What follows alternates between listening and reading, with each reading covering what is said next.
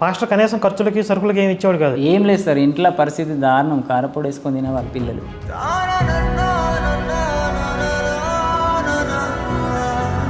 ఇప్పుడు ఇల్లు వాకిలు వదిలేసి పొలాలు అమ్ముకుని వచ్చి పాస్టర్కి బానిసత్వం చేయడానికి వచ్చారా ఇంటి ఇక్కడికి? అట్లా మోటివేషన్ చేశాడు సార్. ఇప్పుడు ఎప్పుడైతే ఆయన మోసాలు బయటపడుతున్నాయని చెప్పేసి నాకు తెలిసిందో ఆ రోజు నుంచి వెళ్ళి నన్ను టార్గెట్ చేయడం స్టార్ట్ చేసిండు. ఏమని నేను టార్గెట్ చేస్తాను మిమ్మల్ని?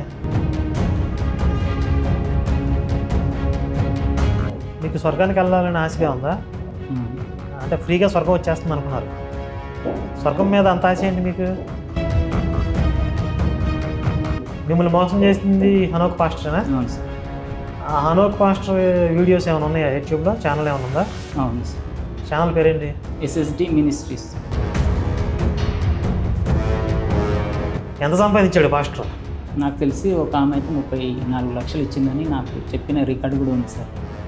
ఇతను 34 లక్షలు ఒక ఆమె ఇచ్చిందా? ఇచ్చింది సార్ వీడికి. అవును సార్. ఎందుకు? చివరికి ఆయన ఒళ్ళు కూడా మసాజ్ చేసేవాడిని సార్. బా, ఇట్లా మొత్తం ఈపు అంత మొత్తం కాళ్ళు చేతులు ప్రతిరోజు అన్ని రకాలుగా వాడుకున్నారు. కన్న తండ్రి కంటే నేనే నీకు అన్ని ఎక్కువ చెప్పాడు సార్. అనే విధంగా నీకు తండ్రి ముఖ్యమా ఆత్మీయ తండ్రి ముఖ్యమా ఆలోచించుకోని అన్నాడు సార్. అన్నాడు సార్. ఇంతకుముందు ఒకసారి ఒక 5గురిని ఆటోలో ఇచ్చి నా మీదకి దాడికి పంపించాడు సార్. నేను హాస్పిటల్కి వెళ్ళాను. వచ్చేసరికి ఆడవాళ్ళు వచ్చి మొత్తము ఇట్లా మా వాళ్ళ మీద పడి మీ కూడా ఎక్కడ దొరికినా కూడా మేము కొట్టేస్తాం, ఇట్లా ఏడు దొరికినా కూడా మనం తన్నేస్తామని చెప్పేసి గొడవ వేసి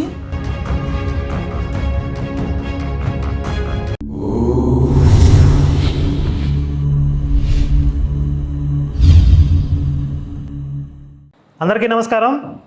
తమసోమ జ్యోతిర్గమయ, చీకటి నుండి వెలుగులోనికి అనే ధారావాహికలో ఈ క్రైస్తవ మాఫియా బాధితుల గురించి తెలుసుకుంటూ ఉన్నాం. వాళ్ళు ఏ విధంగా మళ్ళీ స్వధర్మానికి పునరాగమనం అయ్యారు అనే విషయాన్ని మనం తెలుసుకుంటూ వస్తూ ఉన్నాం. ఈరోజు ఎపిసోడ్లో మంచిర్యాల పక్కన వెంకటాపూర్ గ్రామం నుండి సలేంద్ర శ్రీనివాస్ గారు వచ్చారు. ఈయన గర్వాప్సి అవటమే కాకుండా ఈ పాస్టర్ యొక్క మోసాలని ఎక్స్పోజ్ చేయడానికి కూడా కొన్ని ఆధారాలు తీసుకొచ్చారు. అంటే ఆ పాస్టర్ యొక్క బాధితులు ఈయన ఏ విధంగా పాస్టర్ వల్ల ఈయన నష్టపోయారు, మోసపోయారు అనేది ఆ పూర్తి వివరాలన్నీ కూడా ఆయన మాటల్లో తెలుసుకుందాం. నమస్తే బ్రదర్, మీ వివరాలు చెప్పండి క్లుప్తంగా. మంచిర్యాల డిస్టిక్ మాది, వెంకటాపూర్ విలేజ్. నా పేరు సలేంద్ర శ్రీనివాస్. మేము 3 అన్నదమ్ములం, 3 అక్క చెల్లెళ్ళు. మా వాళ్ళందరూ హిందువులే. మా అమ్మ డాడీ అక్క చెల్లెలు అందరూ హిందువులే.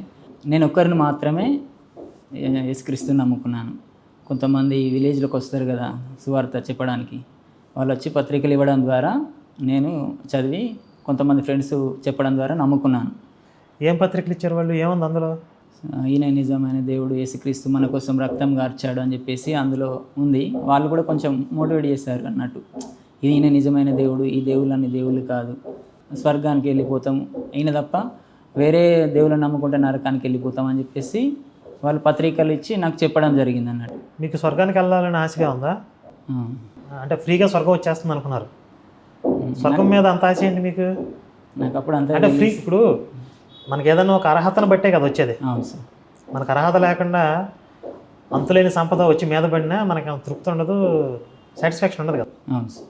మరి ఎవడో ఫ్రీగా స్వర్గం వచ్చేస్తుంది అని చెప్పగానే ఎలా టెంప్ట్ అయ్యారు? అంత తొందరగా వెళ్ళలేదు సార్. నా ఫ్రెండ్స్ కొంతమంది క్రిస్టియన్ వాళ్ళు ఉంటే వాళ్ళ దగ్గరికి వెళ్ళి తెలుసుకోవడానికి ప్రయత్నం చేశాను సార్. ఇట్లా సువార్త పత్రికలు ఇచ్చారని చెప్పేసి అంటే వాళ్ళు ఏం చేశారంటే వాళ్ళు చెప్పడం స్టార్ట్ చేశారు.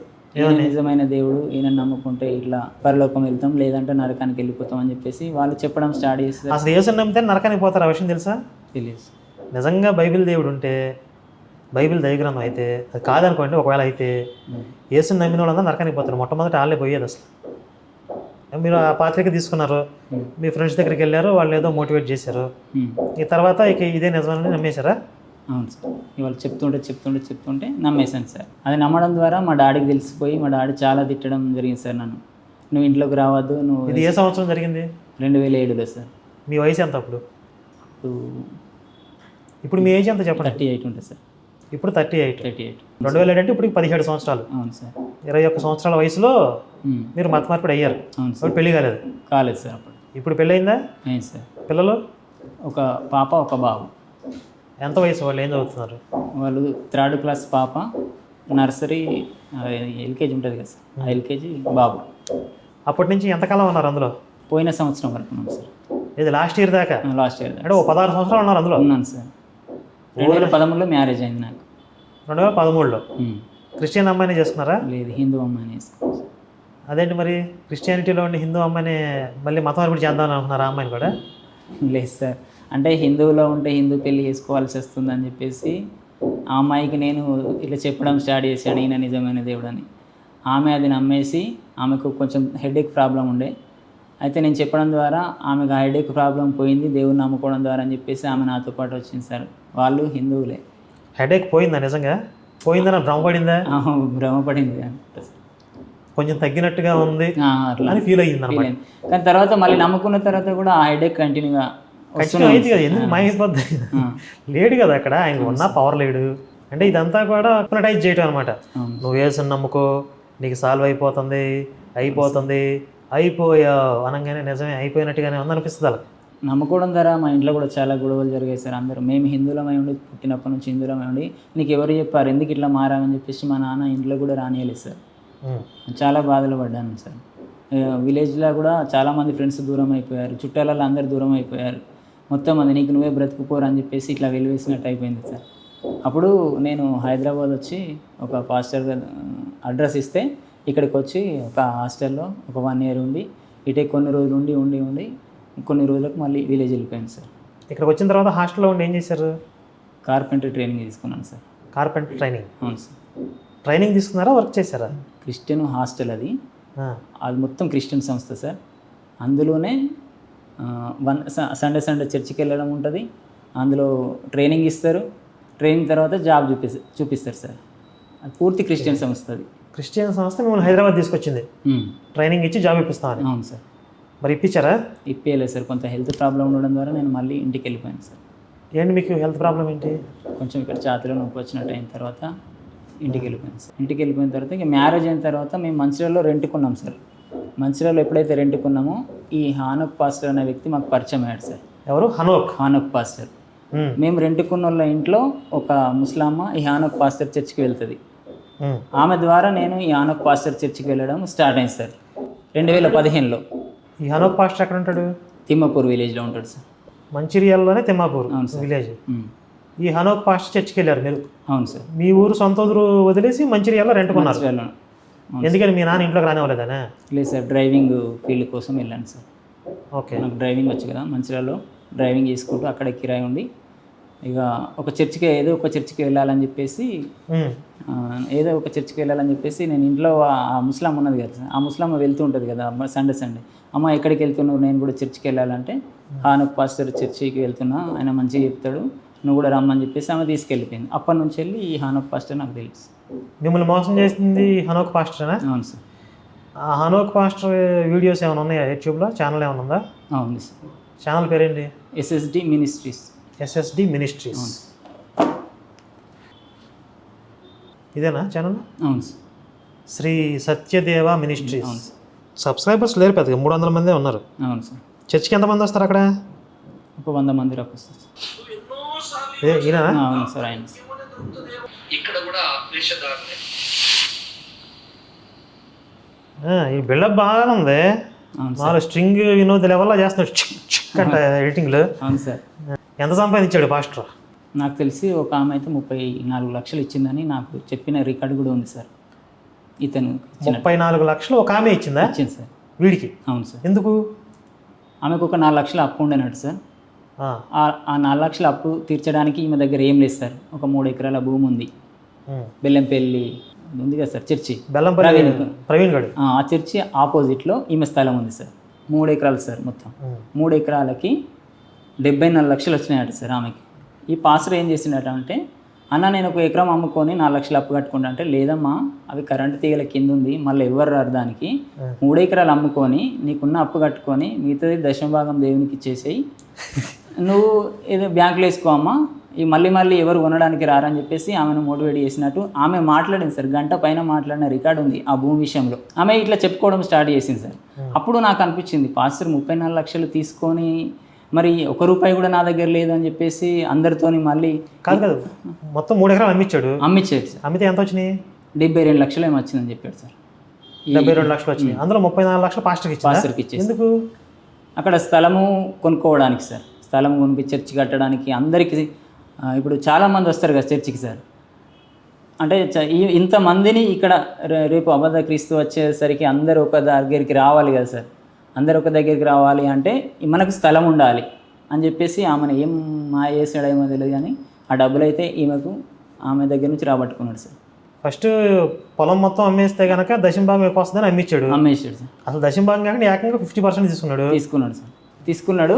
అదైనా కూడా ఎట్లా తీసుకున్నాడు అంటే, అమ్మ ఇప్పుడు స్థలం అవసరం ఉంది, మళ్ళీ నాకు ఒక ఇల్లు అమ్మితే 20 లక్షలు వస్తాయి, అవి వచ్చిన తర్వాత నీ డబ్బులు నీకు ఇస్తామా, నాకైతే ఇప్పుడు ఈ స్థలం కొనడానికి డబ్బులు అమ్మ అని చెప్పేసి ఆమె దగ్గర నుంచి వెళ్ళి డబ్బులు తీసుకున్నాడు.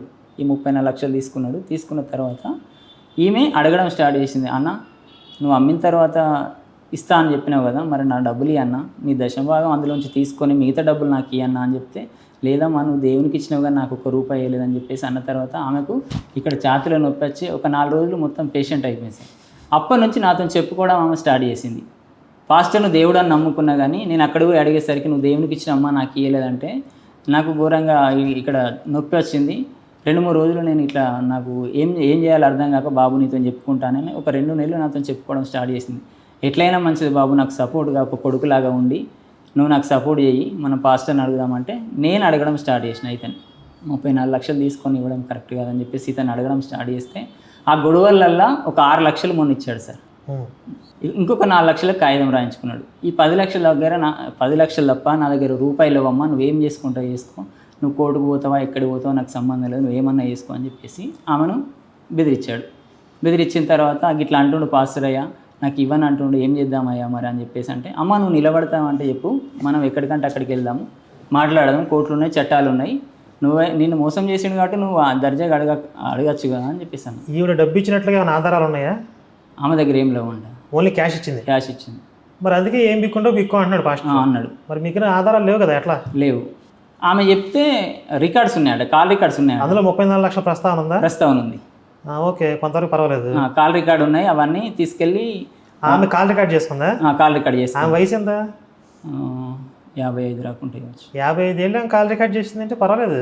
కాల్ రికార్డ్స్ ఉన్నాయి, మనం ఏదైనా చేద్దామని చెప్పేసి నాతో అంది సార్.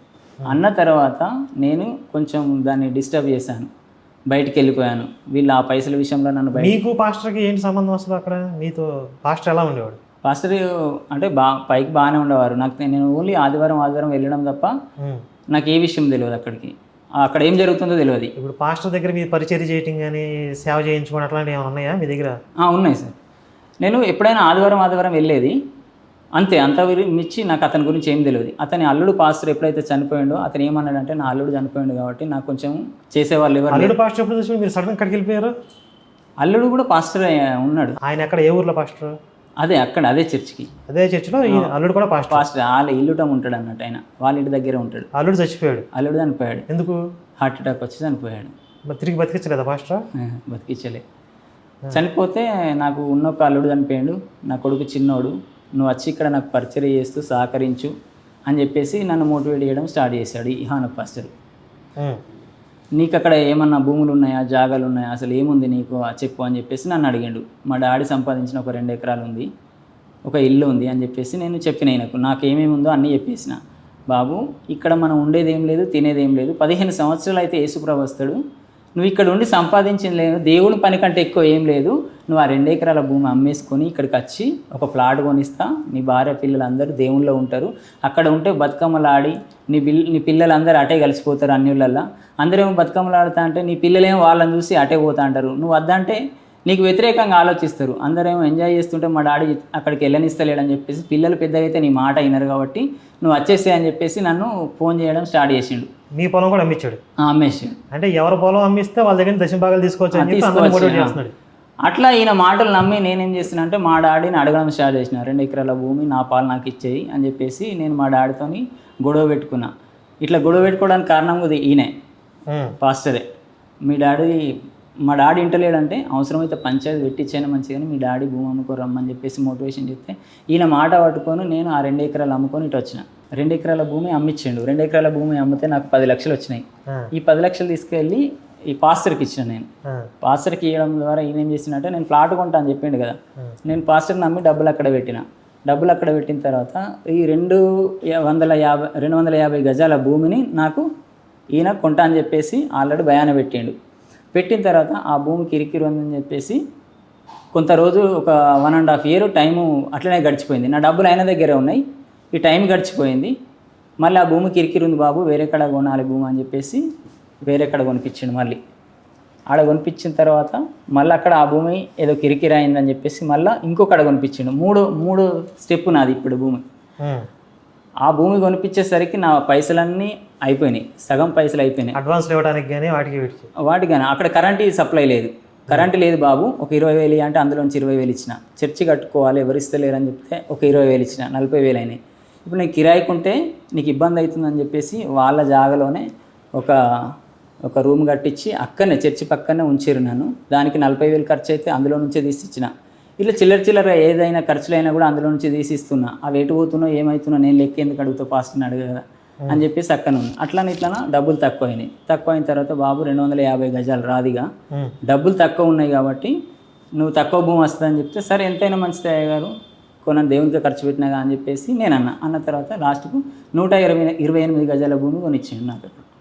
ఇవన్నీ విషయాలు మా డాడీకి తెలియదు, ఎందుకంటే నేను దేవుని నమ్మినా కాబట్టి. అంటే వీళ్ళు మోటివేషన్ చేస్తాను, దేవుని కదా యేసు నమ్మారు, యేసు నమ్మాను కాబట్టి ఆ మైండ్ సెట్ ఆ యేసు పైన ఉన్నది కాబట్టి అంత నమ్మకం అనేది నన్ను అటు. ఇప్పుడు మీరు చెప్పేది ఎలా ఉందంటే విక్రమార్కుడు సినిమా చూసారా? అవును, రవితేజది. అవును, రవితేజ బ్రహ్మానందం కలిసి దొంగతనం చేస్తారు. అంటే మీరు దొంగతనం చేయలేదండి, వాళ్ళిద్దరు కూర్చొని పంచుకుంటారు.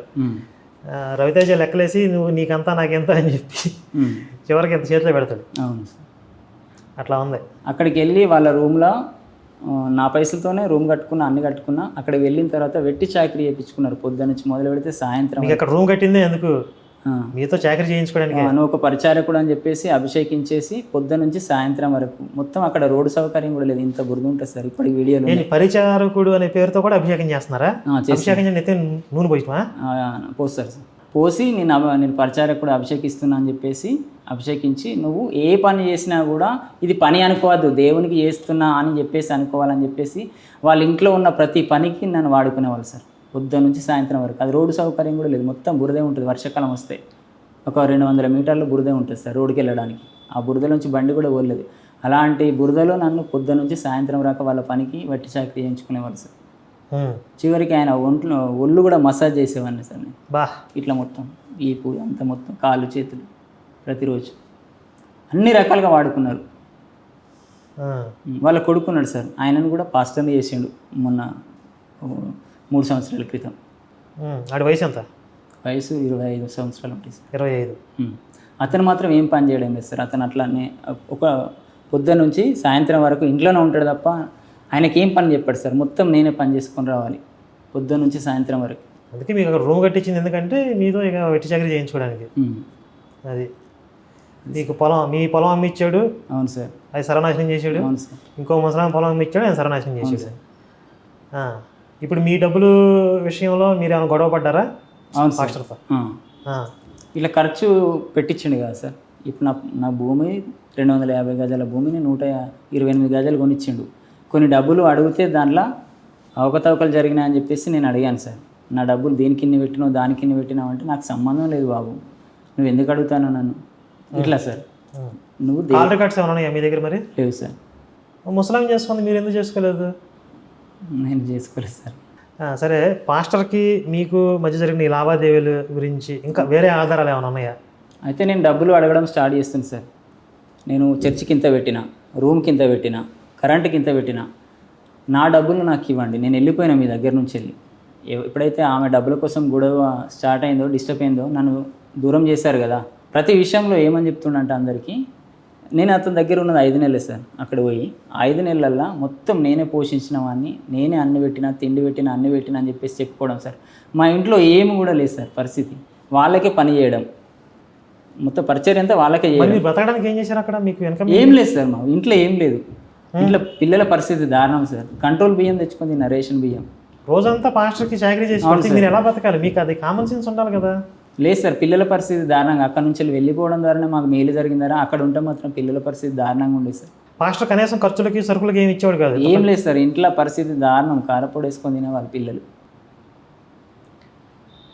ఇప్పుడు ఇల్లు వాకిలు వదిలేసి పొలాలు అమ్ముకుని వచ్చి పాస్టర్కి బానిసత్వం చేయడానికి వచ్చారా ఇంటి ఇక్కడికి? అట్లా మోటివేషన్ చేశాడు సార్. ఇలాంటి వ్యక్తి అని తెలిసి ఉంటే మేము అసలు అతని మొహం కూడా చూసేవాళ్ళం కాదు. ఇప్పుడు ఎప్పుడైతే ఆయన మోసాలు బయటపడుతున్నాయని చెప్పేసి నాకు తెలిసిందో ఆ రోజు నుంచి వెళ్ళి నన్ను టార్గెట్ చేయడం స్టార్ట్ చేసిండు. ఏమని నేను టార్గెట్ చేస్తాను మిమ్మల్ని? నేను వెళ్ళిపోయినా కదా సార్, వెళ్ళిపోయిన తర్వాత నా డబ్బులు నేను అడుగుతా కదా సార్, అడిగితే నీకు ఇచ్చేటిలో నువ్వు ఏం చేసుకుంటావు చేసుకోపో అని చెప్పేసి రికార్డు కూడా ఉన్నాయి సార్. అయితే ఇట్లా నేను డబ్బులు అడిగి డిస్టర్బ్ చేయడం చేస్తున్నా కదా అతన్ని, ఇట్లా నాకు డబ్బులు ఇస్తలేడు, నన్ను మోసం చేసిండు, నన్ను భూములు అమ్మిపించి జాగాలు అమ్మిపించి నన్ను ఆర్థికంగా నష్టం చేసిండు అని చెప్పేసి నేను సంఘంలో చెప్పుకోవడం స్టార్ట్ చేసిన. నేను ఇతన్ని నమ్మి 2 ఎకరాల భూమి అమ్ముకొని నా పిల్లల్ని మన పేరెంట్స్ అందరిని వదులుకొని ఇక్కడికి వస్తే ఇలా నా డబ్బులన్నీ తీసుకొని ఆర్థికంగా నష్టం చేసిందని సంఘం అందరికి చెప్తే, ఇన్ని రోజులు నేను కాపాడుకున్న నా పరమంతా తీస్తున్నావురా నువ్వు అని చెప్పేసి సంఘంలో అందరికీ ఏం ప్రకటించినంటే, అమ్మ వీడు పాస్టర్ అయిదామని నా దగ్గరికి వచ్చిండు, నన్ను వడగొట్టి ప్రవక్త అయిదామని వచ్చిండు, వాడిని దేవుడు ఎల్లగొట్టిండు, వాని మీద సైతాన్ని దూరి నేను నాకంటే ప్రవక్తను అయిదామని, నాకంటే మించిపోదామని చెప్పేసి ఈ సంఘం మీద, ఈ 5 సంఘాల మీద వీడు వెళ్దామని వచ్చినమ్మా, అది గమనించి దేవుడు నాకు చెప్పిండు, అందుకే దేవుడు వాడిని ఎల్లగొట్టిండు అని చెప్పేసి చర్చిలో ప్రకటించిండు. 5 చర్చిలు ఉన్నాయి ఆవిడికి? 5 ఉన్నాయి. అదే ఊర్లో? అదే వేరు ఊర్లో. అయితే అట్లా ప్రకటించేసరికి నాకు బాధ అనిపించింది. నేను ఎందుకు పాస్టర్ అయిదామని వచ్చిన, మీరు రమ్మంటే నేను వచ్చిన. ఇట్లా అల్లుడు చచ్చిపోయాడు, బాధలు ఉన్నా, ఎవరు లేరని చెప్పేసి నువ్వు అప్పుడు బాధపడితే దుఃఖంలో ఉన్నాడు పాస్టర్ అని చెప్పేసి నేను అన్ని కోల్పోయి వస్తే మళ్ళీ పాస్టర్ అయిదామని వచ్చిండని చెప్పేసి నా మీద నింద పెట్టిండని బాధ అనిపించింది. నేను పాస్టర్ అయిదామనే ఉద్దేశం కూడా నా మైండ్లో లేదు. ఆయన కావాలని చెప్తాడు, నేను పైసలు అడిగిన వాళ్ళు మనసులో పెట్టుకొని చెప్తాడు, ఎవరు నమ్మకండి అని చెప్పేసి నేను వాళ్ళ చర్చి వాళ్ళందరికీ చెప్పిన. వాళ్ళు నమ్ముతారు నా మాట, ఎందుకంటే నేను అంతకుముందు ఎట్లా ఉన్నానో వాళ్ళకి తెలుసు. అయితే వీళ్ళందరినీ దగ్గర పెట్టుకొని వానికి ఎవరు ఫోన్ చేసినా బాగుండదు, ఇక్కడ నుంచి ఎవరు సమాచారం ఇచ్చినా కూడా నేను మళ్ళీ నెక్స్ట్ స్టెప్ తీసుకోవాల్సి వస్తుంది మీ దగ్గర. నాకు ఈ 2-3 రోజులల్లో ఎవరెవరు ఫోన్ చేస్తారో వానికి నాకు డీటెయిల్స్ చెప్పండి. మీరు చెప్పినా చెప్పకపోయినా నేను వాళ్ళ దగ్గరికి వెళ్ళి తెలుసుకుంటా. నేను ఒక 20 మందిని తీసుకెళ్తా, పోలీసు వాళ్ళను అందరు, నాకు తెలియనోడు ఎవరు లేడు, పెద్ద పెద్ద మనుషులు తెలుసు నాకు, తీసుకెళ్ళి వాని దగ్గర టెంట్ వేసి కూర్చొని అయినా కూడా వాని నిజం రాబట్టిన తర్వాత వాడిని ఏం చేస్తానో అది చేసి వాడు ఎవరు చర్చిలో ఎవరు వానికి ఇంటిమేషన్ ఇస్తారో తెలుసుకున్న తర్వాత అక్కడి నుంచి నేను వాళ్ళకి ఫోన్ చేసి ఆ రికార్డు పట్టుకొని నేను వస్తా. ఎవరైతే వానికి ఇంటిమేషన్ ఇస్తారో వాళ్ళని నా కంటికి కూడా కనబడద్దు అని చెప్పేసి మాట్లాడండి. చర్చి నుండి మీకు ఇన్ఫర్మేషన్ ఇస్తున్నారా? ఒక తెలిసిన వాళ్ళు, ఒక బ్రదర్ ఇస్తుంటే ఆ విషయం లీక్ అయింది. ఎట్లనో. ఎలాంటి ఇన్ఫర్మేషన్ వచ్చింది మీకు మీ బ్రదర్ దగ్గర నుంచి ఆ చర్చిలో నుండి? అయితే ఆ చర్చిలో నా కోసము ప్రకటించుతున్న అతనితో ఎవరు మాట్లాడద్దు, చర్చి నుంచి వెళ్ళిపోయిన వాళ్ళతో ఎవరు మాట్లాడద్దు అని ఒక నిబంధన రాసిండు, ఒక పత్రిక రాసిండు. ఎవరితో ఎవరు ఫోన్ కాంటాక్ట్ ఉండద్దు, చర్చి నుంచి వెళ్ళిపోయిన వాళ్ళతో సంభాషణ చేయద్దు. అట్లా ఒకవేళ చేసినట్టయితే వాళ్ళు అయ్యా మా తప్పైందని చెప్పేసి నన్ను క్షమాపణ అడిగిన తర్వాత మళ్ళీ మీరు చర్చిలోకి రావాలి. అంతే తప్ప మీరు అటు నా శత్రువు, నా చర్చి నుంచి వెళ్ళిపోయిన వాడు నా శత్రువుకు మీరు ఎట్లా సమాచారం ఇస్తారు? మీరు ఎవరిచ్చారో మర్యాదగా చెప్పండి. లేదంటే నేను ఒక 20 మందిని తీసుకెళ్ళి వాని మీద దాడి చేసైనా కూడా ఆ సమాచారం రాబట్టుకొని అయినా కూడా నేను ఇక్కడికి వచ్చిన తర్వాత నా కళ్ళ ముందట ఆ చెప్పినోడు ఎవడో నేను వాని చర్చి నుంచి గెంటేస్తా అని చెప్పేసి వాళ్ళందరినీ కూర్చోబెట్టి మొన్న 2 డేస్ క్రితం చెప్పిండు, ఈ మధ్యలో వస్తాడట. అలా చెప్పాడనడానికి మీ దగ్గర ఆధారాలు ఉన్నాయా? ఉన్నాయి, రికార్డ్స్ ఉన్నాయి. ఆ చర్చిలో పాస్టర్ మాట్లాడిన రికార్డ్స్ ఉన్నాయి నా దగ్గర. రికార్డ్ చేశారు ఎవరన్నా? అందులో ఒకరు చేశారు, రికార్డ్ చేసి మీకు పంపించారు. ఇట్లా అనుకుంటున్నారు అందరు కలిసి ఒక 20 మంది ఈ చర్చి వాళ్ళని తీసుకొని మీ ఊరికి వస్తాడట, మీ మీద గొడవ చేద్దామని లేదా మీ మీద దాడి చేద్దామని చెప్పి వచ్చినప్పుడు వీడియో రికార్డ్ చేసుకోండి. ఒకవేళ ఎవరైనా వస్తే వెంటనే వీడియో రికార్డ్ చేసుకోండి. మీరు ఉండేది మీ ఊర్లో కదా? ఇప్పుడు మా ఊర్లోనే ఉంటున్నా. మీ ఊరికి వచ్చి మీ మీద దాడి చేసి అంత సీన్ ఉందా? చేస్తా అన్నాడు పోలీసు వాళ్ళకు. అంటే మీ వాళ్ళు, ఇప్పుడు మీ నాన్న వాళ్ళు, అన్నదమ్ములు ఎవరు లేరా మీకు? ఉన్నారు, అందరు ఉన్నారు. ఆ విషయం వాళ్ళకి ఇంకా తెలియదు. ఒక 2 డేస్ క్రితమే జరిగింది. ఇట్లా చర్చిలోకి వచ్చి అందరినీ మాట్లాడి శుక్రవారం సాయంత్రం వరకు వానికి ఎవరు ఇన్ఫర్మేషన్ ఇస్తారో వాళ్ళకి ఇట్లా బయటికి రాకపోతే నేను వెళ్తా, శుక్రవారం వరకు చూస్తా, శుక్రవారం దాటిందంటే వాని దగ్గరికి వెళ్ళి అక్కడ గొడవ చేసి వాని సమాచారం నేను తీసుకొచ్చుకుంటా అని చెప్పిండు. వాళ్ళని భయపెడుతున్నాడు అంతే, వాడికి అంత సీన్ ఉండదులే. కానీ ఒకవేళ వస్తే మీ వాళ్ళు ఉంటారు కదా, వీడియో రికార్డ్ చేయండి. అలాగే మంచిర్యాలలో చర్చిలో కొంతమంది అన్న నేను వెళ్ళి చంపేస్తాను నరికేస్తా అంటే నేనే ఆపిన అని చెప్పిండు. ఆ రికార్డ్స్ కూడా ఉంది. చర్చిలో విశ్వాసులు ఉంటారు కదా, వాళ్ళు వచ్చి మిమ్మల్ని చంపేస్తారు. అన్న నేను చెప్పకముందే ఈ విషయం తెలిసిన తర్వాత మనోళ్ళే వెళ్ళి మనం చంపేస్తా నరికేస్తా అంటే అద్రా ఆగురా మనం పోయి మాట్లాడదామని చెప్పేసి ఈయన ఆపిండట. అంటే చర్చిలో ఈయన ఏం నేర్పిస్తుండు వాళ్ళకు? 15 సంవత్సరాల నుంచి బోధ విన్న వాళ్ళే నరకేస్తా చంపేస్తావా అని చెప్పేసి మాట్లాడుతున్నారంటే ఈయన ఏం చెప్తుండు వాళ్ళకి, ఏం నేర్పిస్తుండు? అవే చెప్తారు, ఇందులో అనుమానమే లేదు. వాడి దోపిడీకి ఎవడు అడ్డం వస్తే వాడిని సైతాన్ అనటం, వాడిని అవసరమైతే చంపేయండి అనటం, ఏదేం చేస్తారండి. అదే పూర్వం ఏం చేసేవాళ్ళు అంటే రాళ్ళతో కొట్టి చంపేసేవాళ్ళు. సైతాన్ ఎట్లాగా ముద్రేసి వాళ్ళ మతానికి ఎవరు ఎదురు మాట్లాడినా వీడికి సైతాన్ పట్టింది, దీనికి దెయ్యం పట్టింది అని చెప్పి వాళ్ళు రాళ్ళతో సాగొట్టేసేవాళ్ళు. ఇప్పుడంటే కొంచెం చట్టాలు ప్రభుత్వాలు ఇవన్నీ నడవవు కాబట్టి దూరం పెట్టేయండి, వాళ్ళతో మాట్లాడకూడదు, ఇలా మాట్లాడడం అవసరం దాడి కూడా చేస్తారు. మొన్న సామాన్ తీసుకొద్దామని అక్కడికి వెళ్ళిన, అక్కడ నేను ఉన్న రోజులో నా సామాన్ ఉన్నది కదా, ఆ రేకులు పోళ్ళు అవన్నీ ఉన్నాయి కదా, అవి తీసుకొద్దాం ఇంటికి అని చెప్పేసి టాటా ఏసీలో తీసుకొని వెళ్ళిన. నేను నా ఫ్రెండు వెళ్ళిన తర్వాత పాస్టర్ కొడుకు నా మీదకి కొట్టడానికి వచ్చిండు. అరే నేను చంపేస్తారా, నేను లేకుండా చేస్తారా, నా కొడుకు నా దమ్మేందో నేను చూపిస్తారని చెప్పేసి ఆయన నా మీదకి వచ్చిండు. నేను దేవుని పక్కన పెడితే నేను లేపేస్తారా లేకుండా చేస్తారా అని అన్నాడు. ఆ రోజు ఫోటోలు కూడా తీసుకున్నాను నేను. వీళ్ళు నన్ను దాడి చేసిన ప్రతి మాటలేమో సంఘానికి చెప్పకుండా వాళ్ళకు వేరే రకంగా చెప్తున్నారు అన్నట్టు. సరే, ఈ వీడియో కొంతమంది వాళ్ళ చర్చిలో ఉన్న వాళ్ళు కూడా చూస్తే అర్థం చేసుకునే అవకాశం ఉంటుంది. సరే, మీరు ఈ పాస్టర్ చేసిన మోసాల వల్ల క్రైస్తవం మీద విరక్తి వచ్చిందా? అవును సార్. మరి శివశక్తి ఎప్పటి నుంచి చూస్తున్నారు? అందులోంచి బయటకు వెళ్ళినప్పటి నుంచి చూస్తున్నాను సార్. చర్చి నుంచి బయటకు వచ్చిన తర్వాత శివశక్తి వీడియో చూస్తున్నాను సార్.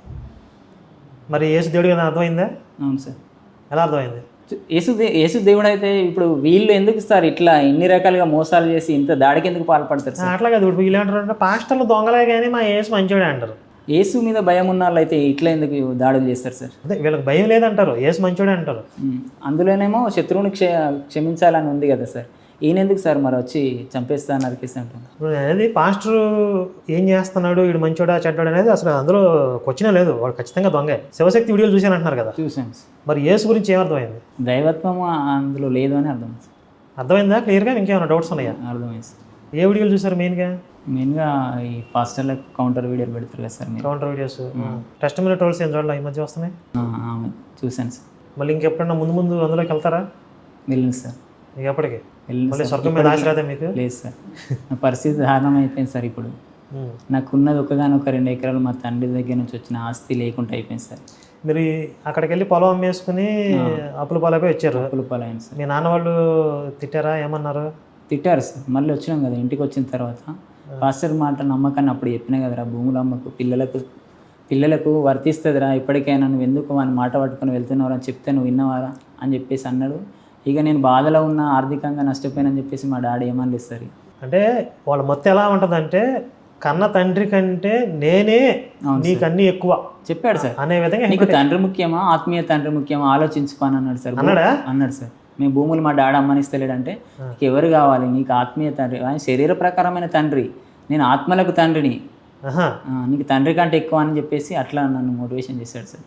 ఈడు ఆత్మల తండ్రి పెద్ద ప్రేతాత్మ, పెద్ద ప్రేతాత్మే సార్. ధనాపేక్ష చెప్పడమేమో నీతులు చెప్తారు సార్. ధనాపేక్ష ఉండకూడదు, నీతిగా బ్రతకాలి, ఒకరిది మోసం చేయకూడదు, ఒకరిది ఆశించకూడదు అని చెప్తారు సార్. ఈయన మాటలు వింటే సార్ ఎవరైనా కూడా వట్టిగానే సార్ ఎన్ని ఆస్తులు ఉంటే అని ఇచ్చేస్తారు సార్. పాస్టర్లు అంటేనే వాళ్ళకు వెన్నతో పెట్టిన విద్య. అంటే కళ్ళబొల్లి కబుర్లు చెప్పడం, జనాలు ఏమార్చడం, అదంతా ట్రైనింగ్ తీసుకుని వస్తారు. అవును సార్. పాస్టర్లు అందరూ అలాగే ఉంటారు. మీరు ఒక్క పాస్టర్ అనుకోవద్దు, అవును సార్, ఏ పాస్టర్ అయినా అంతే. అవును సార్. అలాంటి మనస్తత్వం ఉన్న వాళ్ళే పాస్టర్లు అవుతారు. అవును సార్. అంటే ఈజీ మనీకి అలవాటుపడినాడు. అవును సార్. ఎందుకంటే అక్కడ వ్యవస్థ అలా ఉంది. ఇప్పుడు క్రైస్తవం అనేది ఎలా ఉందంటే ఒక పాస్టర్ అయితే వాడు దోచుకోవచ్చు జనాలను. నువ్వు విశ్వాసులను దోచుకోరా అని చెప్పి వాళ్ళ దేవుడే చెప్పాడు. అవును సార్. ఇక వీడు దేవుడి పేరుతో భయపెడతాడు, వాళ్ళని బ్లాక్మెయిల్ చేస్తాడు, రకరకాలుగా చేస్తాడు. ఇక చేస్తాడు సార్. అంటే ఈ మతం అనేది ఇప్పుడు పాషాణ మతం కదా. అవును సార్. ప్రపంచాన్ని నాశనం చేయడానికి వచ్చింది పాషాణ మతం ఇది. అవును సార్. మరి మిమ్మల్ని ఉద్ధరించడానికి రాలేదు, అది మిమ్మల్ని నాశనమే చేస్తుంది. ఇప్పుడు సైతాన్ ఎవరు అర్థమైందా? అయింది సార్. ఎవరినైతే నేను ఒక ఆత్మీయ తండ్రిగా నమ్ముకున్నాను. అతని ద్వారానే ఈరోజు నేను రోడ్డు మీద పడ్డాను సార్. నా పిల్లలకి ఏం లేని పరిస్థితి. సరే, మీరు ఉండేది మంచిర్యాల కదా, మంచిర్యాలలో ఎవరన్నా మన అభిమానులు, ఫాలోవర్స్, మిత్రులు ఎవరైనా ఉంటే కనుక మాకు మెసేజ్ చేయండి. ఈయనకి అవసరం అయితే కొంచెం సపోర్ట్ చేద్దాం. అక్కడ మీరు లోకల్గా ఉంటారు కాబట్టి. ఇప్పుడు ఆ పాస్టర్ ఒక 20 మందిని వేసుకొచ్చి నేను మీటింగ్ పెడతాను, అటాక్ చేస్తాను, రకరకాల మాటలు మాట్లాడుతున్నాడంట. కాబట్టి మన వాళ్ళు ఎవరన్నా ఒక టీం మన మిత్రుడికి అండగా ఉండాలి. కాబట్టి అక్కడ లోకల్గా ఉన్నవాళ్ళు మాకు ఒకసారి మెసేజ్ చేయండి. సరే, ఇంతకుముందు ఇంకొక విషయం చెప్పారు కదా, చెప్పండి సార్. ఇది ఒక అమ్మాయి 34 లక్షలు అవును సార్. మోసపోయిందని. అవును సార్. ఇంకా ఆ అమ్మాయి విషయం ఏం సెటిల్మెంట్ అవ్వలేదు ఇంకా? ఆమెను మోటివేట్ చేసుకొని అతన్ని సైడ్ తిప్పేసుకున్నాడు సార్. మళ్ళీ మళ్ళీ ఏది ఆ 34 లక్షలు దొబ్బేసి? అవును సార్. ఆమె నాకు సపోర్ట్ చేసి పాస్టర్ దగ్గర నుంచి వెళ్ళి డబ్బులు మనం ఎట్లా చేసైనా కూడా కేసు పెట్టి అయినా రాబడదాం అన్నది కదా సార్. ఈ విషయం అతనికి తెలిసిపోయింది. మీరు నా మీద కేసు పెట్టేటోళ్ళు ఆయన రామ మీకు శాపం వస్తుంది అని చెప్పేసి ఆమెను బెదిరించాడు సార్. పాస్టర్ మీద కేసు పెట్టి నాకు డబ్బుల కోసం కేసు పెట్టి అది చేస్తే మీకు శాపం వస్తుంది, దేవునికి ఇచ్చిన డబ్బులు నువ్వు ఎట్లా అడుగుతావు అని చెప్పేసి ఆమెను బ్లాక్మెయిల్ చేస్తున్నాడు సార్. బ్లాక్మెయిల్ చేసి మళ్ళీ భయపెట్టేసి భయపెట్టించి నోరెత్తకుండా చేసాడు. నోరెత్తకుండా చేశాడు సార్. ఇక ఆమె ఏం మాట్లాడతలేదు సార్, ఫోన్ కూడా చేయట్లేదు. సరే, ఇంకా మీరు భవిష్యత్తులో ఏం చేద్దాం అనుకుంటున్నారు? అంటే ఇంకా ఈ క్రైస్తవం మీద ఏమైనా పోరాటం చేద్దాం అనుకుంటున్నారు? చేద్దాం అనుకుంటున్నాను సార్. నాలాగా ఎవరు కాకూడదు సార్, నాలాగా ఎవ్వరు కాకూడదు సార్. వీళ్ళు ఏం చేసినా సరే, వీళ్ళు చివరికి నన్ను చంపేసినా సరే కానీ నాలాగా ఇంకెవ్వరు కావద్దు సార్.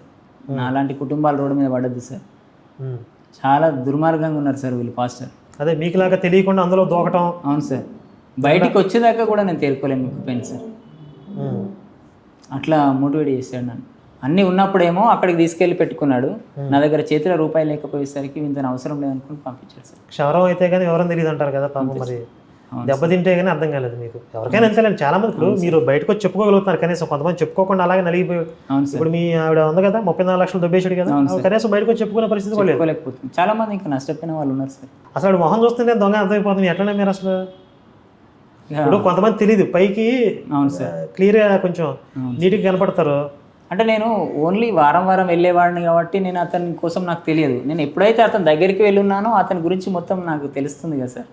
ఆయన మాట్లాడే విధానం, బయట ఫోన్లలో మాట్లాడతారు కదా సార్. అమ్మ నువ్వు అక్కడ భూము ఎక్కడెక్కడ ఉన్నాయి అన్నీ అమ్ముకొని నాకు ఇచ్చేసే, దేవుని భాగం దేవునికి ఇచ్చేసే, యేసుప్రభు వస్తుండ అని చెప్పేసి ఆయన మాట్లాడుతుంటే నేను పక్కకుండా వింటాను కదా సార్. ఇతను నన్ను మోసం చేసింది కాకుండా ఇంకా వేరే వాళ్ళని కూడా సేమ్ అదే మోటివేట్ చేస్తున్నాడు కదా సార్. సరే, జరిగింది జరిగిపోయింది. మీరు ధైర్యంగా ఉండి అవును సార్ మీ కుటుంబాన్ని, అవును సార్, వాళ్ళకి కావాల్సిన వ్యవస్థని మీరు అంతా కూడా ఏర్పాటు చేసుకుని చేసుకుంటారు. మీ స్వప్రయత్నం మీద మీరు నమ్మకం పెట్టుకోండి. ఏదో వచ్చి ఉత్తినే పడిపోద్ది, అద్భుతాలు జరిగిపోతాయి ఇట్లా ఏమొద్దు. స్వశక్తిని నమ్ముకోవాలి. కష్టే ఫలి ఇవన్నీ మనకి పెద్దవాళ్ళు ఎప్పుడైనా చెప్తున్నారు కదా. అవును సార్. కృషితో నాస్తి దుర్భిక్షం. అవును సార్. అతను ఏం చేస్తున్నాడంటే ఇప్పుడు నెక్స్ట్ అతని టార్గెట్ ఈ 1-2 రోజుల్లో ఈ చర్చిలో ఉన్న వాళ్ళని చాలామందిని పోగేసుకొని నా ఇంటి మీదకి వచ్చి ఒక 2 కానిస్టేబుల్ తీసుకొని వస్తాడట. తీసుకొని వచ్చి నాకు ఎవరు ఇన్ఫర్మేషన్ ఇస్తున్నాడో చెప్పాలని చెప్పేసి మా డాడీని నన్ను అందరిని బెదిరించి నా మీద దాడి చేయించి అవసరమైతే వాళ్ళు లేకుండా అవుతాడు అట్లా మాట్లాడిన రికార్డులు ఉన్నాయి సార్. నేను కూడా చేస్తా అని. ఆ రికార్డు అలా ఉంటే కనుక అది తీసుకెళ్ళి కేసు పెట్టండి మీద. సరే సార్. మీ ఊర్లో ఇలా వచ్చి నా మీద అటాక్ చేసి నన్ను చంపేయాలని చూస్తున్నాడు అని చెప్పి ఆ రికార్డు పోలీసులకు ఇచ్చి కేసు పెట్టండి. ఇంతకుముందు ఒకసారి ఒక 5గురిని ఆటోలో ఇచ్చి నా మీదకి దాడికి పంపించాడు సార్. నేను హాస్పిటల్కి వెళ్ళాను. వచ్చేసరికి ఆడవాళ్ళు వచ్చి మొత్తము ఇట్లా మా వాళ్ళ మీద పడి మీ ఊడ ఎక్కడ దొరికినా కూడా మేము కొట్టేస్తాం, ఇట్లా ఏడు దొరికినా కూడా మనం తన్నేస్తామని చెప్పేసి గొడవ చేసి వెళ్ళిపోయారు సార్. వెళ్ళిపోయిన తర్వాత నేను వచ్చేసరికి ఎవరు మీ చర్చి నుంచి 5గురు ఆడవాళ్ళు వచ్చారు, ఆటో వేసుకొని వచ్చి ఇట్లా కొడతాం, ఎక్కడ దొరికినా పాస్టర్ను బదనాం చేస్తాడు, దేవునాసంటున్న పాస్టర్ మీద నిందలేస్తాడని చెప్పేసి చాలా గొడవ చేసి పేరు అని చెప్పేసి అంటే ఎవరెవరు వచ్చారని చెప్పేసి నేను చర్చిలో ఒక వ్యక్తిని అడిగితే పలానా వ్యక్తులు వచ్చారని చెప్పేసి చెప్పిన తర్వాత నేను వెంటనే మరుసటి రోజు వెళ్ళి పోలీస్ స్టేషన్లో కేసు పెట్టాను సార్. వాళ్ళ పేర్లు అన్నీ రాసి కేసు పెట్టాను సార్. కేసు పెట్టి వాళ్ళకి ఫోన్ చేయించాను. సెకండ్ ఎస్ఐతో ఫోన్ చేపిస్తే మేము ప్రార్థనలో ఉన్నామని చెప్పేసి అన్నారు సార్. వాళ్ళు ఎవరు కొలిక్కి రాలేదు ఇక అక్కడ. సరే నెక్స్ట్ టైం ఇంకొకసారి చూద్దాంలే, ఇంకొకసారి అట్లా జరిగితే చూద్దామని చెప్పేసి నేను అక్కడికి ఆపాను సార్. మళ్ళీ రిపీట్ అయితేనే ఉంది సార్. ఇక సరే వాళ్ళు ఎంతవరకు వస్తారో చూద్దాం. మరీ ఎంత రౌడీయిజంగా గోండాయిజంగా నడిపించడానికి అంత ఆషామాషిగా ఏమి ఉండదు. అవును సార్. మీతో పాటు మేము కూడా ఉన్నాం. మీరు ధైర్యంగా ఉండండి. మంచిర్యాలలో మన మిత్రులు కూడా ఇప్పుడు ఈ వీడియో చూసిన తర్వాత మీకు సపోర్ట్ చేస్తారు.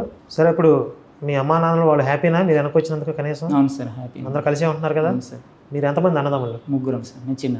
ఇది క్రైస్తవ మత పిశాచి ఒక సామాన్య బ్రతుకుల్ని ఎలా ఛిద్రం చేస్తుంది అనేది రోజు రోజుకి ఏంటంటే కడుపు తరుక్కుపోతా ఉంది. అంటే ఈ పాషాణ మతం ఈ లక్షల మంది కోట్లాది మంది ఉసురు పోసుకుని ఈ మత రాక్షసి మరి ఎలా విలయతాండవం చేస్తుందని తెలుసుకుంటే మనకి అంటే ప్రశాంతంగా ఉండలేకపోతున్నాం. దీన్ని ఏదో ఒకటి చేయాలనిపిస్తుంది. మన శక్తి కొద్దీ మన ప్రయత్నం మనం చేస్తూ ఉన్నాం.